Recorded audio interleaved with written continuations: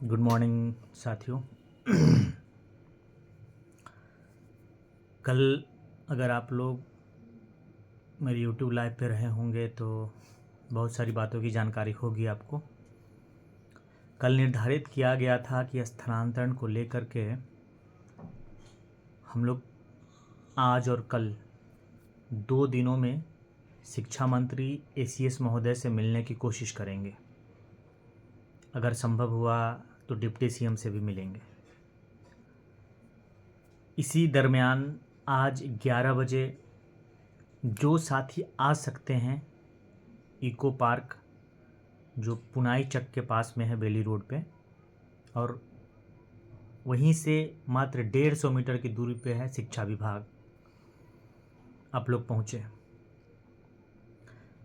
पहले आवेदन देना है मंत्री जी से मिलकर के और एसीएस महोदय से बातचीत होगी। क्या निकल कर के आता है उसके बाद आगे की प्लानिंग सोचेंगे। मैं आज 2-3 बातें स्पेशल करना चाहता हूँ। एक तो कहा गया है कि जितनी मेहनत आप करेंगे उतनी ही आपका ग्रोथ होगा, उतनी ही आपको मिलेगी भी, और शिद्दत से मेहनत करेंगे तो सफल हो जाएंगे जिस काम में आप लगे हुए हैं। तो आप वाकई में ट्रांसफ़र चाहते हैं तो 2 दिन है, आज भी 11 बजे सुबह और कल भी 11 बजे सुबह पटना पहुंचिए। सुदूर इलाकों से जहां से हैं, जो दूर से नहीं आ सकते हैं वो कल आइए। नज़दीक वाले साथी आज यानी 21 नवंबर को 11 बजे इको पार्क पुनाई चक पटना पहुंचिए। जो दूर वाले साथी है वो कल 22 नवंबर को इको पार्क पुनाई चक बेली रोड पटना पहुंचिए। आप जब तक नहीं आएंगे, जब तक लगेंगे नहीं, तब तक किसी भी लड़ाई को कैसे जीतेंगे। और एक बार जब आदमी लड़ाई हार जाता है ना तो लड़ाई और कठिन हो जाती है। पहली बार तो आप लोगों को कुछ लगा नहीं था, सिर्फ मैं लगा हुआ था और 2-3 लोग लगे हुए थे कि ट्रांसफ़र खुल जाए खुल जाए खुल जाए। खुला।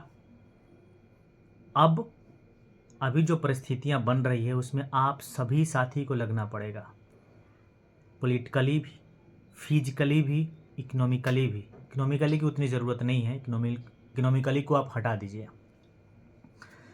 विधानसभा का सत्र शुरू हो रहा है, उसमें भी आवाज़ को उठवाना होगा कि बीपीएससी शिक्षकों का तबादला इसी कंटिन्यूटी में किया जाए जिसमें हो रहा था।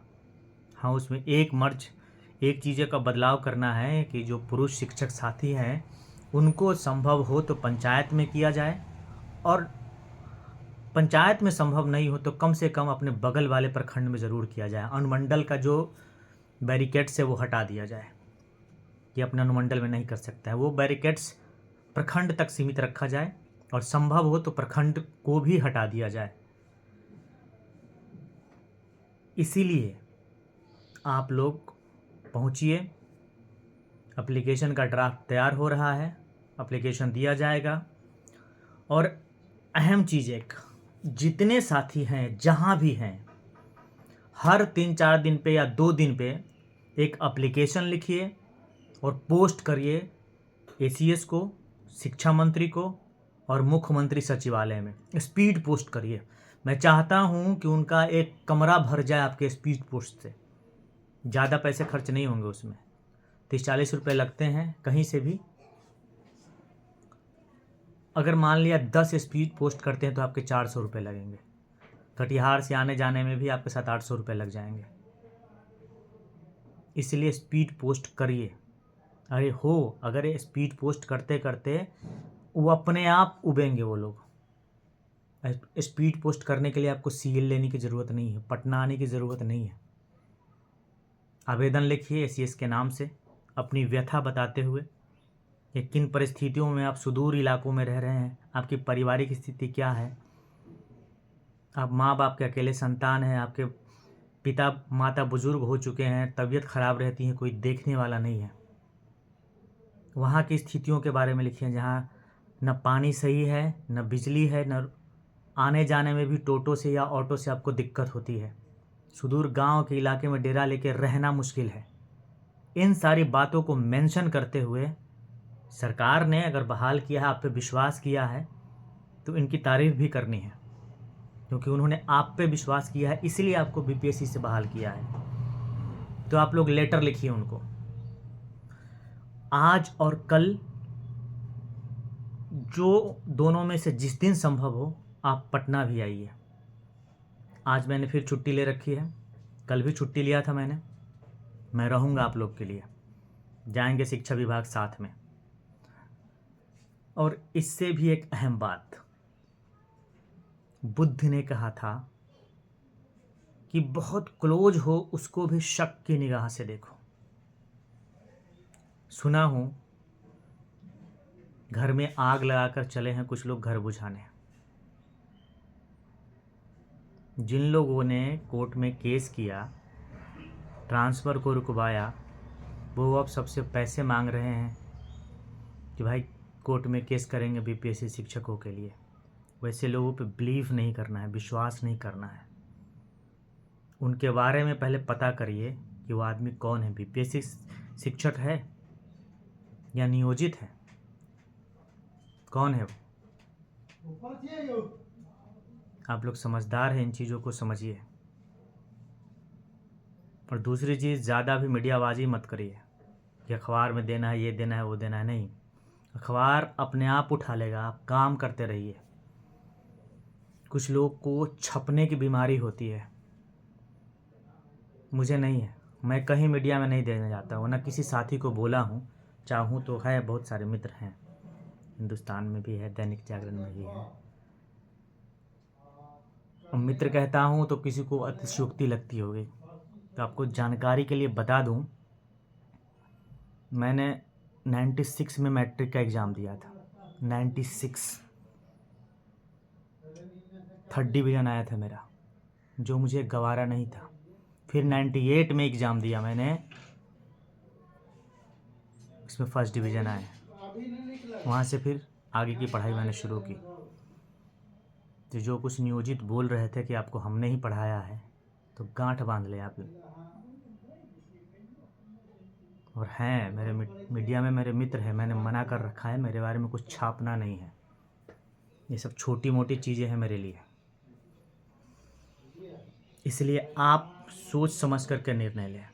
एक साथ बीपीएससी शिक्षक एक साथ रहे, एकजुट रहे, किसी के पीछे नहीं भागे। और कोई आपका भला नहीं करने वाला है। आपकी लड़ाई आपको खुद लड़नी होगी और अपने लोगों के साथ लड़नी होगी। और उन पे तो कतई विश्वास नहीं करें जिन्होंने कोर्ट में केस करके आपका ट्रांसफ़र रुकवा दिया है। अब कड़ी मशक्क़त करनी पड़ेगी इस ट्रांसफ़र को खुलवाने के लिए, आसान नहीं होगी ये चीज़ें, क्योंकि सरकार ने जो कह दिया है कि नियमावली में बदलाव होगा, तो उसके लिए फिर एक कमेटी गठित होगी, नियमावली बदलाव होगा। हम नहीं चाहते हैं कि नियमावली में बदलाव हो तो सिर्फ अनुमंडल के बैरिकेड को हटा करके प्रखंड पे ले आया जाए, या पुरुष शिक्षकों को पंचायत में ले आया जाए, और जो डेट दिया गया है उसी कंटिन्यूटी में स्थानांतरण हो। इसीलिए मैं तमाम साथियों से कह रहा हूँ कि अपने आँख और कान खुले रखें, ब्रेन दिमाग को अप्लाई करें, और तब एक साथ आगे बढ़ें। नहीं तो बरगलाने वाले बहुत लोग हैं। अभी केस में आप लोग नहीं उलझे, केस में उलझा करके चीज़ को और खींचा जाएगा। कोर्ट में सरकार क्या जवाब देगी ये मुझे भी पता है। दूसरी चीज़ें, आप प्रोबेशन पीरियड में हैं, अभी हैं तो हैं, कोर्ट नहीं जा सकते हैं। इन चीज़ों को आप समझ लीजिए। अगर कोई कहता है कि कोर्ट में केस करेंगे, तो बिल्कुल नहीं। उसकी सिर्फ एक स्थितियां बन रही है, वो आगे हम डिस्कस करेंगे। पहले विधानसभा का सत्र ख़त्म हो जाए, उसमें ये बातें पहुंच जाए, शिक्षा मंत्री से मुलाकात हो, उनको एप्लीकेशन दे दे, उनका मंतव्य जान ले, एसीएस से मुलाकात हो, वो क्या रुख अपनाते हैं बीपीएससी शिक्षकों के लिए, तब की बात है। वो अंतिम प्रक्रिया है कोर्ट, अंतिम। इसीलिए आप लोग आज पहुँचे 11 बजे, संभव हो तो। आज नहीं आ सकते हैं जो साथी, वो कल आए। और ख़ासकर महिला शिक्षिकाओं से मैं निवेदन कर रहा हूँ कि वो ज़रूर आएँ। उनको ज़्यादा तकलीफ़ है, बाहर में रह रही हैं अकेले अपने बच्चों को छोड़ कर के, परिवार से अलग, थोड़ी सी दिक्कत उनको ज़्यादा है। और साथ में महिला शिक्षिकाओं का रहना ज़रूरी है, जो टीम मिलने जाएगी उनसे। इसलिए आप पहुँचे आज। और हाँ, फिर कहूँगा, इस लिंक को, चैनल को सब्सक्राइब तो करिए ही खुद। जो भी साथी वीडियो देख रहे हैं, आपको ट्रांसफ़र की ज़रूरत नहीं है तो भी सब्सक्राइब आप करिए। मैं चाहता हूँ कि आप ही में से कोई एक सामने आए आगे चल कर के, और सारे बीपीएससी शिक्षक एक साथ रहें, एकजुट रहें, और कोई इन चीज़ों को संभाले। अब मैं पहले भी कह चुका हूँ, मुझे नेतागिरी नहीं करनी है। मैं काम कर रहा हूँ और आपके लिए सहयोग के लिए हूँ। ट्रांसफ़र खुल जाने से आपको फ़ायदा होगा, मुझे कुछ नहीं। मैं पटना में ही पोस्टेड हूँ, पटना में ही रहता हूँ। सिर्फ मैं आपके लिए लड़ रहा हूँ, या जो भी है आपका सहयोग कर रहा हूँ। तो मेरे लिए इसमें कुछ भी नहीं है। आप लोग एक साथ रहें, एकजुट रहें, सारे बीपीएससी शिक्षक। अभी और तीसरी चरण की बहाली होगी, चौथे चरण की भी बहाली होगी। आप एक मजबूत रूप में होंगे। बस ऑर्गेनाइज करने की ज़रूरत है। सारे शिक्षक साथियों को एक साथ एक मंच पे एक बैनर तले लाने की ज़रूरत है। इसके लिए आप वीडियो को शेयर करते रहिए, चर्चा करते रहिए, लोग को जोड़िए। आप सब मिल करके जोड़ोगे तो 2 दूनी 4, 4 दूनी 8, 8 दूनी 16 होगा। मैंने शुरुआत कर दी है, लेकिन आपके सहयोग के बगैर कुछ भी नहीं होगा। इसीलिए इस लिंक को फॉरवर्ड करिए, सब्सक्राइब करिए, लाइक करिए। मेरा नंबर 9470255684। जो नए साथी इस वीडियो को देख रहे हैं, वो मेरे मोबाइल पे मैसेज करें, आप व्हाट्सएप ग्रुप में जुड़ जाएंगे। Thank you. मैं आपका साथी अशोक क्रांति।